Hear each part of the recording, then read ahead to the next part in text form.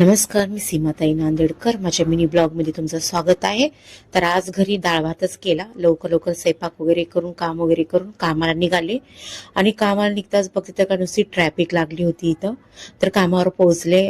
तर आज काय काय बनवले सांगते. आज बनवली सुक्की भेंडी आपली महाराष्ट्रन, अजून सलाड बनवले, सलाड आणि 4 अंडे उकडून ठेवले, भात बनवले, अजून सँडविच बनवून दिले, त्यांना चहा बनवून दिले, पुदिना चटणी बनवून दिले आणि सूप बनवायला थोडासा वेळ लागला मला. थंडीचे दिवस आहेत ना, तर हे लोक चिकन सूप पितात, खूप छान लागते.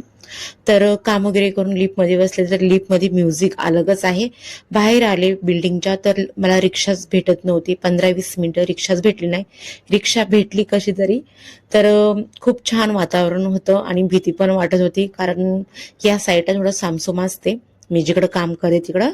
तर घरी पोहोचले मी. माझा मिनी ब्लॉग तुम्हाला कसा वाटला नक्कीच कमेंटमध्ये